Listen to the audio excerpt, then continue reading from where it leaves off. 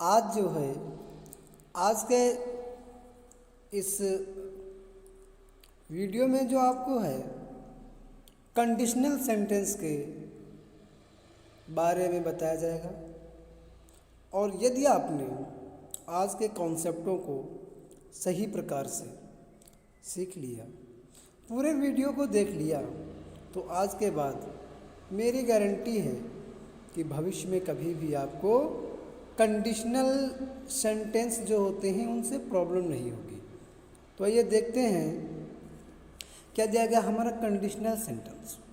तो conditional sentence जो होते हैं, कंडीशनल सेंटेंस यानी कि परिकल्पना, बट है क्या कि जो ये आपको है इन्हीं का नाम कंडीशनल सेंटेंस होता है और हाइपोथेटिकल के नाम से भी हम इन्हीं सेंटेंसों को जानते हैं। जैसे कि बहुत बार आप लोगों ने देखा होगा जो ये सेंटेंस दिए जाएंगे आपको कंडीशनल के होंगे या हाइपोथेटिकल होंगे, तो किस प्रकार के सेंटेंस होंगे और इनको हमको बनाना कैसे है। तो अभी जो आपको आगे चैप्टर में बताया जाएगा कि कंडीशनल सेंटेंस को हम किस प्रकार से बनाते हैं। तो आइए देखते हैं, जैसे आपका एज इफ दिया है या इफ दिया है। एज इफ का सेंस होता है मानो कि या जैसे कि। इफ होता है काश, यदि, अगर। तो ये एक क्या होता है कि ये जो कार्य आपका होता है एक इमेज होता है, एक सोचा जाता है, बट ये रियल नहीं होता है। रियल ना होकर के हम लोग क्या करते हैं, इसे सोचते हैं। जैसे देखो क्या है, जैसे इसमें दिया गया वह बोलता है मानो कि नेता, वह बोलता है मानो कि नेता हो। तो आप देख सकते हैं क्यों नेता है नहीं, मानो नेता जैसा से मानो, वो रियल में नेता नहीं है, कोई आम नागरिक, कोई आम बच्चा हो सकता है आप लोगों जैसे। तो क्या है, एक संभावना की जा रही है कि ये ऐसा हो सकता है या वैसा हो सकता है। तो जो इस प्रकार के आपको जब कभी भी कंडीशनल सेंटेंस या हाइपोथेटिकल सेंटेंस दिए जाएंगे तो इन सेंटेंसों को हम बनाते हैं किस प्रकार से, ये देखना है। तो ये देखते हैं कि आपको जैसा कि इसमें डबल क्लाउज दिया गया है, दो क्लाउज दिए जाएंगे, तो ये जो आपके सेंटेंस बनाए जाएंगे, तो सबसे पहले आपको जो दो क्लाउज दिए होंगे, दोनों क्लाउजों में से एक पहला क्लाउज जो आपका बनाया जाएगा तो किस प्रकार सब बनेगा। देखो जैसे आपका दिया है सब्जेक्ट, सब्जेक्ट के बाद V1 या V5 और उसके बाद में अदर वर्ड लगाओ। यदि सेंटेंस आपका प्रेजेंट का दिया हो तो आपको सबसे पहले सब्जेक्ट लगाना है और सब्जेक्ट के अकॉर्डिंग आपको जो है उसकी वर्ब लगाना है। अब प्रेजेंट इंडेफिनिट में हम लोग क्या लगाते हैं भाई, सब्जेक्ट के अकॉर्डिंग ही वर्ब लगाते हैं। तो या तो वर्ब आपकी V1 लगेगी या फिर वर्ब आपकी V5 लगेगी और उसके बाद में आपको अदर वर्ड लगाना है। अदर वर्ड लगाने के बाद में आपको एज इफ तो लगाना ही लगाना है। एज इफ लगाओ और एज इफ लगाने के आफ्टर जो है आप पुनः से सब्जेक्ट लगाओ और सब्जेक्ट के बाद आप वर्ब का प्रयोग करेंगे, फिर नाउन करेंगे, फिर एडजेक्टिव करेंगे और उसके बाद आपको अदर वर्ड का प्रयोग करना है। या आप ऐसे कर सकते हैं, अब जो आपका एक कंसेप्ट में वेर दिया है तो वेर का सेंस है कि आपका सब्जेक्ट एक वचन का हो या बहुवचन का हो, मतलब आपका जो सब्जेक्ट दिया रहे वो सिंगुलर हो या प्लूरल हो, आपको वर ही यूज करना है। आपको क्या करना है, आपको वर का ही प्रयोग करना है। जैसे यदि सेंटेंस में नाउन दिया हो, एडजेक्टिव दिया हो या कोई अदर वर्ड दिया है तो आपका सब्जेक्ट के साथ में वर का प्रयोग किया जाएगा। और यदि इस प्रकार से नहीं दिया है, आपका कोई उसमें कोई वर्ब दी होगी और अगर वर्ब दी होगी तो आपको वर का प्रयोग ना करके वुड का प्रयोग किया जाएगा। जैसे आपका दिया है वह बोलता है, वह बोलता है। तो he speaks as if he were a leader. वह बोलता है मानो कि नेता हो, वो नेता है नहीं। यहाँ पर क्या है, एक थॉट दिखाया गया है कि नेता जैसे बोलता है। तो अब क्या देखते हैं, तो आपका पहला जो क्लाउज बना, पहला क्लाउज तो आपका सेम रहेगा, बट जो आपका दूसरा क्लाउज इसमें दिया गया है ही वर ए लीडर। अब जो आपका ही, ये तो आपका सब्जेक्ट हो गया, वर या आपकी जो है हेल्पिंग वर्ब दे दी गई, और ए आपका जो रहेगा। अब लीडर क्या है ना, तो ए लीडर, तो ये जो है आपको एक एडजेक्टिव है। लीडर क्या है, लीडर उसकी विशेषता है। जिन सेंटेंसों में भी आपको एडजेक्टिव दिया रहे या नाउन दिया रहे, तो उनमें हमको सब्जेक्ट के साथ वर्ब का प्रयोग करना है, और यदि उसमें वर्ब दी हो तो वर्ब का प्रयोग ना करके वुड का प्रयोग करना है। और वर्ब का प्रयोग क्यों किया गया, ये डिटेल में भी आपसे चर्चा की जाएगी। नेक्स्ट देखते हैं, मुझे लगता है कि मैं पागल हूँ। मुझे लगता है कि मैं पागल हूँ, तो आई सीम्स टू मी, मुझे लगता है, एज इफ कि आई वर मैड। आई वर मैड, तो क्या है, मैड क्या है, मैड मेरी जो है वो, मैड मेरा एडजेक्टिव है, मेरी जो विशेषता है। तो इस प्रकार से आप बनाएंगे तो आसानी से जो है आपके सभी सेंटेंस बनते जाएंगे। अब हम सीधे टेंस के अकॉर्डिंग सेंटेंसों को बनाएंगे। और नेक्स्ट देखिए, अब ये आपका जो दिया गया है, देखो हमारा जो कॉन्सेप्ट नंबर 1 दिया गया है, किस प्रकार से, यदि पहला क्लाउज इफ क्लाउज हो तो आने वाला क्लाउज सिंपल फ्यूचर का होगा। यदि आपका पहला क्लाउज जो दिया हो, यदि 2 क्लाउज दिए हैं और दोनों क्लाउजों में से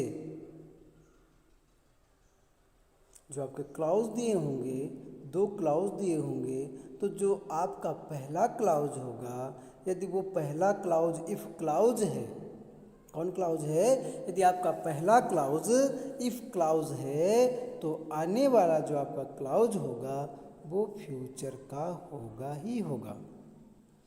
अब बात क्या करते हैं, जैसे कि आपका जो सेंटेंस दिया गया, यदि तुम दुल्ही आओगे तो मैं तुम्हें अंग्रेजी पढ़ाऊंगा। यदि तुम दुल्ही आओगे तो मैं तुम्हें अंग्रेजी पढ़ाऊंगा। तो आपका जो पहला क्लाउज इफ दिया गया, यदि दिया गया, तो यदि जो है ये आपका इफ क्लाउज, तो आपका पहला क्लाउज जो है ये इफ क्लाउज हो जाएगा। जैसे आपका सबसे फर्स्ट में क्या करना होगा, आपको इफ लगाना होगा। इफ के बाद आपको इफ के आफ्टर सब्जेक्ट लगाओ, सब्जेक्ट के बाद V1 लगाओ, और V1 के बाद में सब्जेक्ट के अकॉर्डिंग ही आप V1 या B5 का प्रयोग करेंगे। और B5 का प्रयोग करके आपको जो है अदर वर्ड का प्रयोग करना है। उसके अदर वर्ड के बाद जो आपको है कॉमा लगाना है, और कॉमा लगाने के बाद पुनः से आपको दूसरा सब्जेक्ट देना है, फिर विल या सेल देना है, V1 देना है, और फिर अदर वर्ड देना है। इस प्रकार से आपका जो सेंटेंस है वो कंप्लीट बन जाएगा। अब जैसे आपका दिया गया है, यदि तुम दुल्ही आओगे, आओगे, यदि तुम दुल्ही आओगे, तो क्या है, मैं तुम्हें पढ़ाऊंगा। तो क्या हो गया आपका, यहाँ पर कंडीशन दी गई है, एक शर्त दी गई है कि मैं आपको कब पढ़ाऊंगा। यदि आप दुल्ही आओगे तो मैं आपको पढ़ाऊंगा, राइट। तो क्या देखते हैं, पहला क्लाउज हमारा इफ क्लाउज है, तो इफ यू कम टू दुल्ही, और फिर आपके कॉमा लगाना है, कॉमा के बाद में I will teach you English, I will teach you English. अब एक क्वेश्चन यहाँ पर यह आता है कि आई के साथ विल का प्रयोग क्यों हुआ। तो विल जो आपकी है ये एक मॉडल है, और आपके जो मॉडल वर्ब हैं ये आपके 12 मॉडल वर्ब होती हैं और 13 मॉडल वर्ब होती हैं। तो एक एक कर मैं आपको 12 से 13 जो भी मॉडल वर्ब हैं इनके सभी यूज़ आपको बताऊंगा, और जो भी आपकी 24 एक्सिलरी आती हैं, डू क्या है, डज क्या है, इज़ है, एम है, आर है, वाज है, वर है, तो ये सभी आपको एक्सिलरी एक एक कर मैं उनके सभी यूज़ बताऊंगा। तो आइए और नेक्स्ट में अगला देख लेते हैं। नेक्स्ट क्या है, नेक्स्ट आपका जो दिया गया है नियम नंबर आपका 2, कॉन्सेप्ट आपका 2 दिया गया। यदि पहला क्लाउज सिंपल पास्ट का हो तो आने वाले क्लाउज में वुड का प्रयोग करेंगे। अभी आपने प्रीवियस में क्या देखा, जो अभी आपको पिछला दिखाया गया, तो पहला क्लाउज कहे का होना था, पहला था आपका इफ क्लाउज, तो आने वाला क्लाउज किसका होता, फ्यूचर का।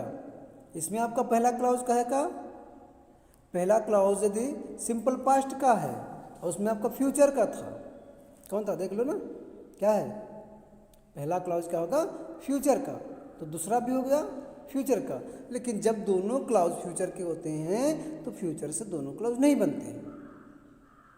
क्लियर, चलो इसको देखते हैं। तो इसमें जो आपका है, यदि पहला क्लाउज आपको पास्ट का दिया हो तो आने वाले क्लाउज में वुड का प्रयोग होगा ही होगा।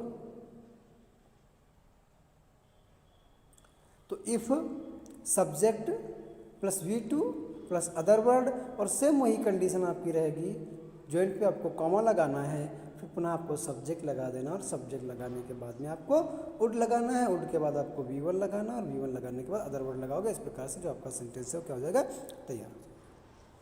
जैसे आप देखें कि यदि तुम आगरा जाते तो ताजमहल देखते, कंडीशन क्या है, यदि तुम आगरा जाते, बट ये क्या है आपका, पहला जो क्लाउज है ये पास्ट टेंस का है, और दूसरा क्लाउज जो है उसमें क्या कहा गया है कि तो आप ताजमहल देखते, जाते तो ताजमहल देखते ना। तो if you went to Agra, यदि तुम आगरा जाते, you would see the Taj Mahal, तो तुम ताजमहल देखते। आइए तीसरा कॉन्सेप्ट एक और देख लेते हैं। और तीसरा क्या है, यदि पहला क्लाउज परफेक्ट का हो तो आने वाले क्लाउज में वुड हैव का प्रयोग किया जाएगा। राइट, देखते हैं। तो सेम ऐसे ही आपका जो है कॉन्सेप्ट दिया है। तो यदि तुम आगरा गए होते तो ताजमहल देखे होते, यदि तुम आगरा गए होते तो ताजमहल देखे होते, है ना। जैसे आपका दिया गया है, if you had gone to Agra you would have seen the Taj Mahal. तो आपको करना कुछ नहीं है, आपको सिर्फ जो आपको फार्मूले बताए जा रहे हैं इनको आप फॉलो कर लीजिए, और कभी भी भविष्य में आपको जो है प्रॉब्लम आने वाली नहीं है। तो आइए अगला और देखते हैं हम।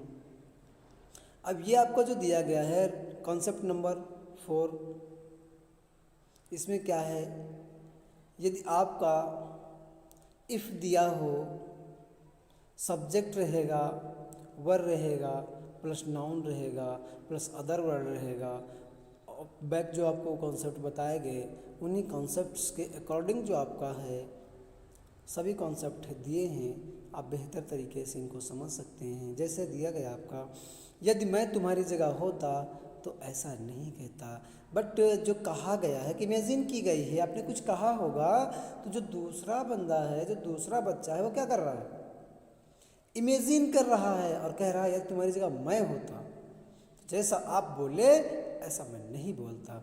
इस प्रकार के कोई भी सेंटेंस आपको दिए जाने हैं तो ध्यान रखना है कि आपका सब्जेक्ट जो दिया होगा, सब्जेक्ट के बाद आपका वर का प्रयोग दिया है, तो सब्जेक्ट आपका कुछ भी होने वाला है, लेकिन आपकी जो हेल्पिंग वर्ब रहने वाली है ये वर ही रहने वाली है। तो इस प्रकार से इफ़ आई वर यू, फिर आपका जो कॉमा दिया लगाना है, और आई वुड नॉट से सो। इस प्रकार से आज के लिए इतना ही। और यदि आपको हमारे वीडियोस अच्छे लगे तो लाइक और कमेंट करना है। Thank you.